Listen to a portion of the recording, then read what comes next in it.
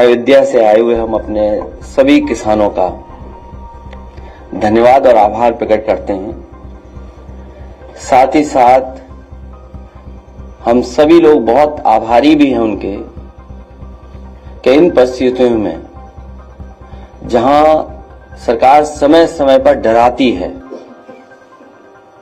उनके अधिकारी अन्याय करने के लिए हमेशा तैयार रहते हैं, उस समय किसान समाजवादी पार्टी और हम पर भरोसा कर रहे हैं। मैं अयोध्या वासियों का और खासकर किसानों का बहुत बहुत धन्यवाद और आभार प्रकट करता हूं। अभी जब बात शुरू हुई तो ये कहा गया कि ये भारतीय जनता पार्टी के भी कार्यकर्ता रहे हैं और आज इनके साथ भी अन्याय हो रहा है। और सच्चाई तो ये है कि इधर जिस तरीके से सरकार काम कर रही है, भारतीय जनता पार्टी के लोग भी जानते हैं कि भारतीय जनता पार्टी उनकी सगी नहीं है। इधर जिस तरीके से भारतीय जनता पार्टी फैसले ले रही है, काम कर रही है, भारतीय जनता पार्टी के लोग भी ये महसूस कर रहे हैं कि भारतीय जनता पार्टी उनकी सगी नहीं है। और मैं एक उदाहरण नहीं, कई उदाहरण दे सकता हूं। जो हमारे किसान यहां पर आए हैं, इनका तो सब कुछ छीना जा रहा है। दादा परदादा से वर्षों से ये खेतीबाड़ी करते आए हैं, अपना घर मकान बना लिया, रजिस्ट्री हो गई हैं, बहुत सी अपने परिवार मिलकर के रह रहे हैं, लेकिन सरकार जानबूझ करके इनकी जमीन छीनना चाहती है। और जमीन किस चीज के लिए छीनना चाहती है? ये किसान जो आए हैं वो किसी विकास के खिलाफ नहीं है, क्योंकि अगर विकास होगा, खुशहाली होगी तो इनकी भी तरक्की होगी। इनका जो मानना और समझना यही है कि अगर अयोध्या में इतना विकास हो रहा है और खुशहाली आ रही है, तो इनका भी साथ साथ विकास हो, इनके घर परिवार में भी खुशहाली आए। सरकार जानबूझ करके सस्ते में जमीन लेकर के कुछ मुनाफा कमाने के लिए और कुछ लोगों को मुनाफा कमाने देने के लिए ये जमीन जबरदस्ती छीन रही है। समाजवादियों का मानना है कि मार्केट वैल्यू के हिसाब से किसान को मुआवजा मिलना चाहिए। और कई मौकों पर मैं और आप यहां पर बैठ करके कई बार चर्चा की है और यहां तक कहा मैंने कि ये अयोध्या प्रभु राम जी की जमीन है, धरती है उनकी। न केवल भारत, दुनिया के लोगों को वहां के प्रति आस्था है, तो वर्ल्ड क्लास सिटी बने, वर्ल्ड क्लास इंफ्रास्ट्रक्चर बने, लेकिन जो लोग वहां से उजाड़े जा रहे हैं वो उजड़े नहीं, वो भी कम से कम बराबरी के साथ खड़े दिखाई दें। इसलिए मैंने कहा था कि अगर सर्किल रेट बढ़ा करके 6 गुना भी मुआवजा देना पड़े तो सरकार को पीछे नहीं हटना चाहिए। मैं आज फिर दोहराता हूं, जिस समय किसान एयरपोर्ट को लेकर के, अपनी जमीन को लेकर के यहां आए थे, कि वो वहां खिलाफ नहीं थे विकास के, या समय समय पर जो हमसे मिले हैं, जिनकी जमीनें जा रही हैं, मैंने उनसे भी आश्वासन दिया था। फिर कहता हूं मैं कि इस सरकार से मांग है हमारी कि सर्किल रेट बढ़ा करके 6 गुना मुआवजा मिलना चाहिए। जो मार्केट वैल्यू है उसके हिसाब से उनका मुआवजा मिलना चाहिए। और अगर ये सरकार नहीं देती है, जब कभी भी समाजवादी सरकार बनेगी तो अयोध्या निवासियों को इसी तरीके से सर्किल रेट बढ़ा करके मार्केट वैल्यू के बराबर उनको मुआवजा दिलाने का काम करेंगे। आखिरकार सरकार को किस बात का नुकसान हो रहा है? जहां आश्रम बनने चाहिए वहां होटल बनाना चाहते हैं। ये बात तो किसी को समझ में नहीं आ रही। अच्छे आश्रम बने, अच्छे रुकने का स्थान बने, धर्मशाला बने, वर्ल्ड क्लास इंफ्रास्ट्रक्चर के साथ चीजें बने, लेकिन अखबारों में विज्ञापन हम लोगों ने भी पढ़ा था कि 5 स्टार होटल बनेंगे। बीजेपी के लोग तो 5 स्टार होटल के खिलाफ थे, उस संस्कृति के खिलाफ थे। कम से कम बीजेपी के लोग ये बताएं कि 5 स्टार बनने के लिए उसमें बार होना जरूरी है कि नहीं जरूरी है, ये बता दें बस बीजेपी के लोग। बीजेपी के लोगों ने कहा, और बीजेपी के लोग बताएं ये बात, सरकार के लोग बताएं कि जो 5 स्टार होटलों के लिए जमीन दे रहे हैं, क्या 5 स्टार होटल उसको माना जाएगा जिसमें बाढ़ नहीं होगा?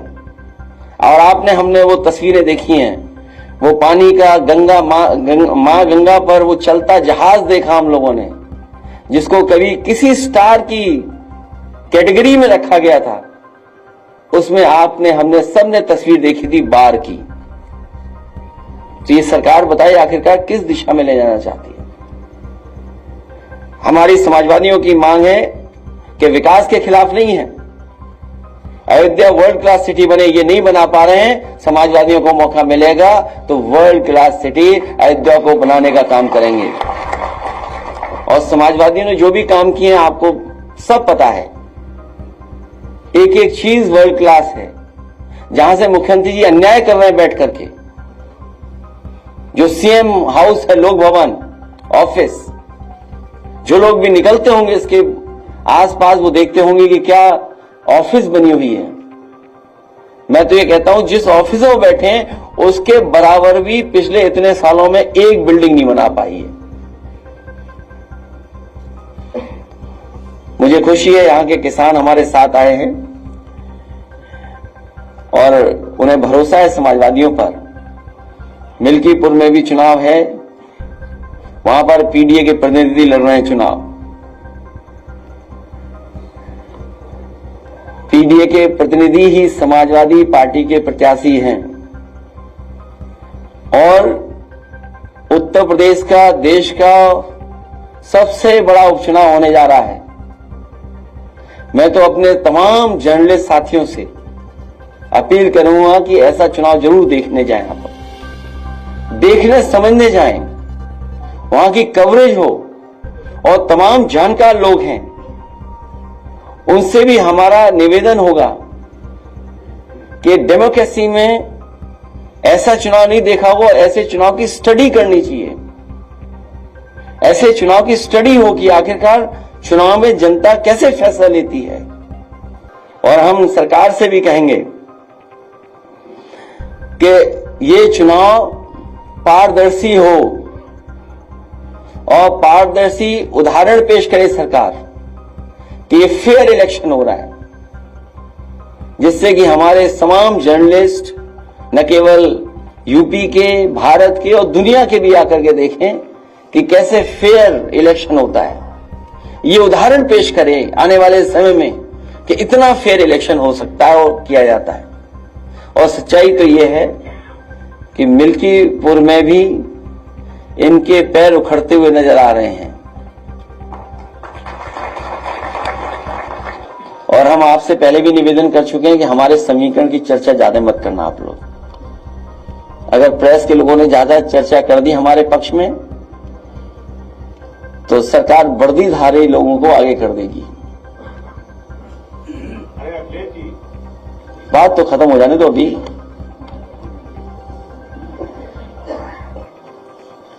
और भाजपा को हराने के लिए हमारे किसान तो हैं ही तैयार,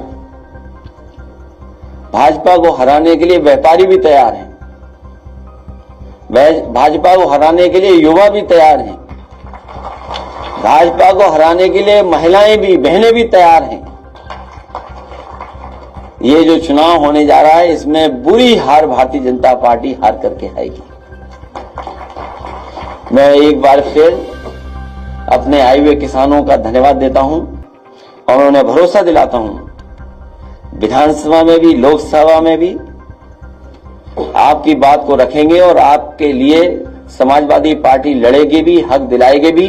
और आने वाले समय में सरकार बनेगी तो सर्कल रेट बढ़ा करके आपको मुआवजा दिलाने का काम हम सब लोग मिलकर के करेंगे।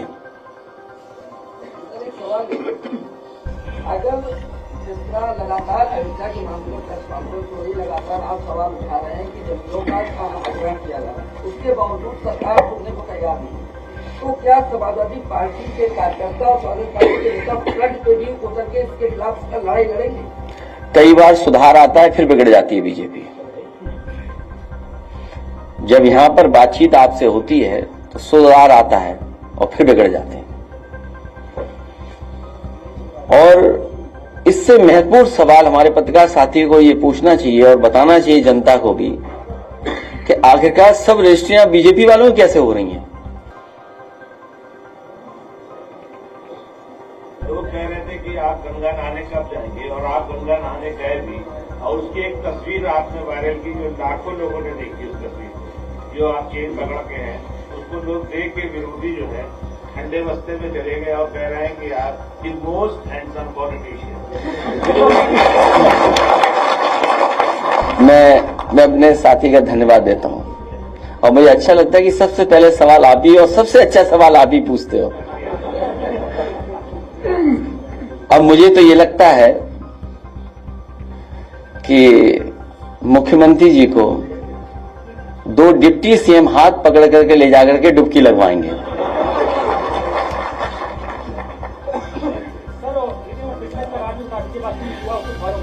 ये चर्चा का आज समय नहीं है, लेकिन अपने पत्रकारी साथियों को फिर कभी बुलाएंगे और हम लोग इन्हीं सब बातों पे मिल बैठ करके करेंगे। कुछ हम बताएंगे, कुछ आपसे हम लोग सीखेंगे। वो बात पुरानी हो गई, फिर जाएंगे।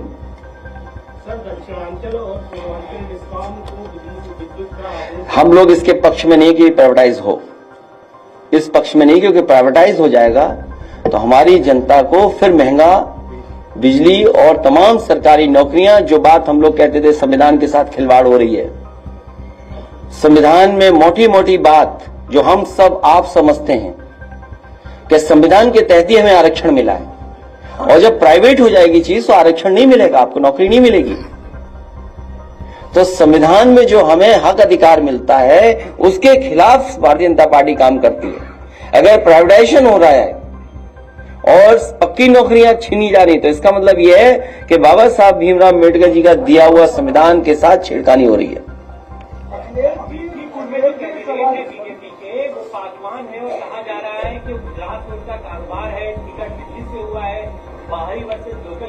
मेरा तो एक ही निवेदन और अपील रहेगा कि गुजरात वालों से बच के रहना।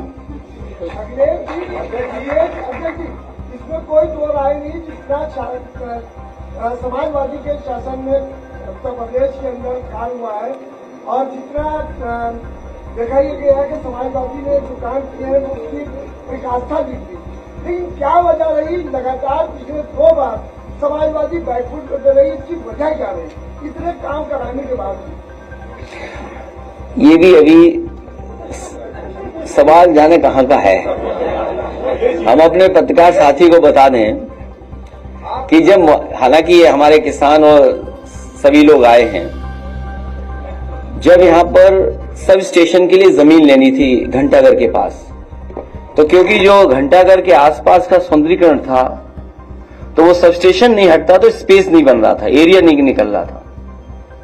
तो समाजवादी पार्टी की सरकार में हम लोगों ने फैसला लिया था कि सब स्टेशन हटाया जाए, और जब सब स्टेशन हटाने का फैसला लिया गया तो जमीन वहां नहीं थी। और मेरे पास कई बार अधिकारी आए, उन्होंने कहा सब स्टेशन मत हटाइए क्योंकि सरकार का पैसा चला जाएगा अगर आप जमीन दूसरी लेंगे। कई बार वो फाइल वापस करना चाहते हैं कि सब स्टेशन नहीं हटे, और इसी के सहारे उन्होंने हमारे एक एमएलसी को भी मना लिया था, पटा लिया था। उससे भी हमसे कहलवाते थे कि ऐसा है सब स्टेशन मत हटाइए, बन नहीं पाएगा। उस समय भी मैंने अधिकारियों से कहा कि ये जरूरी है, जब तक सब स्टेशन नहीं हटेगा तब तक यहां सुंदरता नहीं बनेगी। तो आपको मैं जानकारी दे दूं, उस समय जो मार्केट वैल्यू थी उसके हिसाब से उसे मुआवजा दिया गया था। वो कोई रस्तोगी थे, शायद उन्हें 37 करोड़ रुपया उसका मुआवजा मिला था। सोचिए आप, 37 करोड़, और बहुत 1 एकड़ जमीन रही होगी या 2 एकड़ जमीन रही होगी, वो अभी मुझे मेजरमेंट्स नहीं पता है, लेकिन उतनी जमीन के सरकार के खजाने से पैसा दिया गया।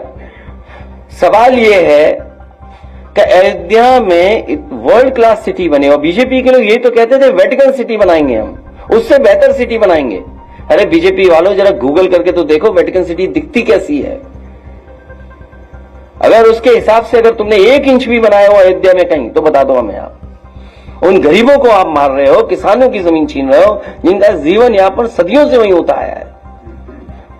इन्हें भगवान प्रभु श्री राम भी छोड़ेंगे नहीं, इनके खिलाफ भी भगवान श्री राम जी कुछ न कुछ करेंगे, जो गरीबों को दुख दे रहे हैं।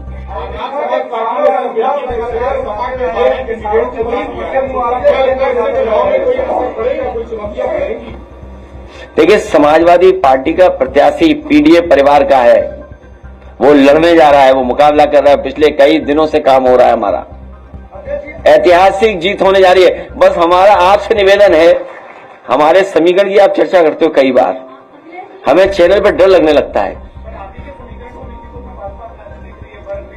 हमारे ही रास्ते पर भारतीय जनता पार्टी चलेगी, उस पर दूसरा कोई रास्ता नहीं है। जब भी उन्हें विकास के रास्ते पे चलना पड़ेगा तो हमारे ही रास्ते पर, ये पीडीए के रास्ते पर है। और देखिए पीडीए का कमाल क्या हुआ, कुंभ के मेले में हर खंबे पे पीडीए पीडीए लिख गया। आप पता करिए, आप जानते होंगे, हर खंबे पे पीडीए लिखा हुआ था। तो बताओ प्रभु श्री राम ने करा ये कि नहीं किया? बाद में जब सरकार को पता लगा तो हटवाने में लग गए, क्योंकि पीडीए का मतलब जो बीजेपी के अधिकारी को पता ही नहीं था, प्रयागराज डेवलपमेंट अथॉरिटी। सोचिए हमारा कितना प्रचार किया कुंभ में, अब सुना है कि सब हटवा दिए गए सरकार ने। सोचो ऐसी सरकार है। अजय जी, अयोध्या के किसानों का मुद्दा आप लगातार उठाते रहे हैं कि मुआवजे को लेकर दिक्कत है। लगभग 2 महीने पहले आवास विकास परिषद के सचिव नीरज शुक्ला ने प्रेस कॉन्फ्रेंस की थी और उस प्रेस कॉन्फ्रेंस में जो है अयोध्या के किसानों की बात की। उन्होंने कहा कि हम लैंड पूलिंग पे बात कर रहे हैं कि लैंड पूलिंग के लिए किसानों को जमीन दी जाएगी, किसान इस पर राजी हो कि वो अपनी पूरी जमीन देंगे और उसका 25% हिस्सा हमने डेवलप एरिया में देंगे। लेकिन किसान जो है लगातार बड़े ज्यादा मुआवजे की मांग कर रहे हैं, जो उनके लिए देना जो है लैंड पुलिंग या इस तरह की जो शब्दावली ला रहे हो, जो कई स्टेटों में सक्सेसफुल भी है, फेलियर भी है। ये लैंड एक्विजिशन का तरीका, पूरा सरयू नदी के आसपास लैंड एक्विजिशन हो गई। किसानों को कितना लैंड पुलिंग में मिला है बता दे सरकार हमें। अगर कहीं भी अयोध्या में किसानों की जमीन लेने के बाद किसानों को कहीं डेवलपमेंट के लिए जमीन दी गई हो, डेवलप करके जमीन दी हो, तो बता दें हमें। पूरा सरयू के आसपास सभी जमीन बिक गई। अधिकारियों का कहना है किसान राजी नहीं है लैंड पूलिंग के लिए। हम भी राजी नहीं है। हम मार्केट वैल्यू के हिसाब से पैसा चाहते हैं, किसानों को मुआवजा मिले। अधिकारियों के चक्कर में रहोगे तो समझ लो क्या करना पड़ेगा तुम्हें। इससे अलग हटके है सर, आज बॉलीवुड के अभिनेता सैफ अली खान पे हमला हुआ है, जिसकी अभी प्रेस कॉन्फ्रेंस जो आके डॉक्टर्स कर रहे हैं। 6 जगह हमला हुआ था, चाकू का टुकड़ा भी उनकी रीढ़ की हड्डी से मिला है। हालांकि सुबह सुबह ये खबर आई थी और लगातार सभी चैनलों पे चल रही है। सैफ अली खान स्वस्थ रहे, उनका इलाज अच्छा हो। क्या कारण है, किस कारण हुआ है, ये हमारी जानकारी में नहीं है, इसलिए हम इस पर कोई टिप्पणी नहीं कर सकते। लेकिन इस तरह की घटना किसी बड़े व्यक्ति के साथ न हो।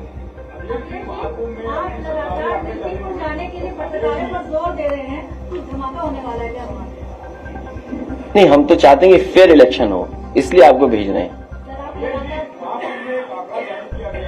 रेलवे और बस से सिर्फ 16 लाख आपकी सफर कर पाए, तो क्या आप मानते हैं कि सरकार जो 3 करोड़ 4 करोड़ लोगों को ड्यूटी लगाने की बात कर रही है, ये लोग पैदल गए वहां से?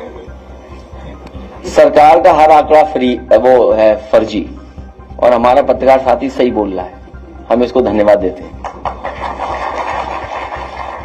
कुछ ट्रेनें खाली आ रही हैं, सुनने में आया गोरखपुर वाली खाली ट्रेन गई है पूरी, और नहीं मानते अभी वीडियो दिखा सकता हूं मैं आपको। नहीं, वो छोड़िए, हम उन पर चर्चा नहीं करना चाहते हैं। लेकिन ये बात मोटी मोटी मान लीजिए कि बीजेपी का हर आंकड़ा फर्जी है। याद कीजिए नोटबंदी में क्या कहा, भ्रष्टाचार कम हो जाएगा, काला धन खत्म हो जाएगा। आज बताइए भ्रष्टाचार कितना बढ़ गया, पत्रकार साथियों से बेहतर कोई नहीं जानता होगा। और इसी नोटबंदी के बाद जीएसटी आ गया। जीएसटी से बताओ व्यापारियों का नुकसान हुआ कि नहीं हुआ? व्यापारी बर्बाद हो गया। और अभी नई तरह की लड़ाई चल रही है। कानपुर में सभी कारोबारी कानपुर छोड़ करके जा रहे हैं। सोचिए, कारोबार अगर चला गया कानपुर से, ये कारोबार तो ला नहीं पाए। याद कीजिए, इन्होंने कितना बड़ा आयोजन किया था, इन्वेस्टमेंट मीट। इन्वेस्टमेंट मीट का तो कुछ हुआ नहीं, कोई इन्वेस्टमेंट स्टेट के पास नहीं आया। लेकिन जो कारोबारी पहले से थे, जिनका कारोबार हो रहा था, चल रहा था, वो कानपुर छोड़ करके जा रहे हैं, लखनऊ छोड़ करके जा रहे हैं। ये इनकी जीएसटी वसूली और इनके भ्रष्टाचार की वजह से छोड़ करके जा रहे हैं। जब ये खबरें और लोग जानेंगे तो जो उत्तर प्रदेश में इन्वेस्टमेंट करना भी चाहते थे, वो इस तरह की लूट और बेईमानी के बाद कोई भी यहां पर इन्वेस्ट करने नहीं आ रहा है। और सोचिए, झगड़ा क्या है, झगड़ा पता नहीं क्या है। अभी गोरखपुर में एक उद्योगपति जो भारतीय जनता पार्टी के समर्थक थे बहुत, उनका छापा पड़ा, 600 करोड़ की टैक्स चोरी का सवाल उठाए, 200 करोड़ बढ़ा देते हैं। इसी तरह कानपुर वाले जानते होंगे, भारतीय जनता पार्टी के बहुत बड़े समर्थक, उनके यहां भी छापा पड़ा। तो ये बात मैं इसलिए कह रहा हूं कि भारतीय जनता पार्टी के लोग भी अब जान गए हैं कि भारतीय जनता पार्टी उनकी भी सगी नहीं बची है। भाजपा नेता को पुलिस के प्रयोग कर, वो मैंने ट्वीट कर दिया, वो एसटीएफ का सवाल है। सर, नई दिल्ली में भाजपा के विधानसभा प्रत्याशी हैं प्रवेश वर्मा, जिनके बारे में बताता हूँ। मैं कुछ नहीं कहूंगा उस पर। लखीमपुर में है 6 मंत्रियों के साथ बीजेपी के, बाकी कोई छोड़ गए, इन्हें भी ले जाओ। हाँ भाई, मंत्रियों ने जब काम किया हो, आप बताइए, जिस विभाग में सबसे ज्यादा भ्रष्टाचार है, गांव गांव या किसान बैठे होंगे, घर घर जल वाला, बताओ, उस अधिकारी को प्रधानमंत्री सम्मानित कर रहे हैं। आप हमसे बेहतर समझते होंगे, पत्रकार साथी यहां बैठे हुए लोग। मंत्री नहीं बन पाया एक, जिस व्यक्ति को मंत्री बनना था नहीं मंत्री बना पाए, दूसरे को मंत्री बनाया गया। और जिस अधिकारी पे सबसे ज्यादा सवाल उठते हैं, उंगली उठते हैं, उसे बताओ प्रधानमंत्री का अवार्ड मिल रहा है। सोचिए आप।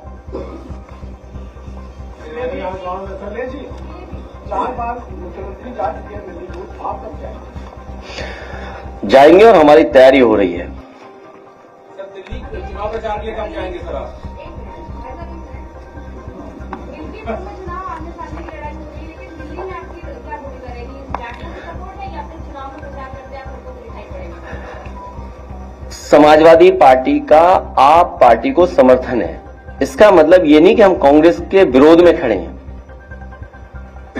जो हमारी रणनीति थी, जिस रणनीति के सहारे हम लोग काम कर रहे हैं, वो रणनीति यही बताती है कि आप ही पार्टी जो संघर्ष में है और जिस मसले को लेकर के जहां से शुरुआत इंडिया गठबंधन हुआ है कि रीजनल पार्टी जो जहां मजबूत है उसके साथ खड़ा होगा।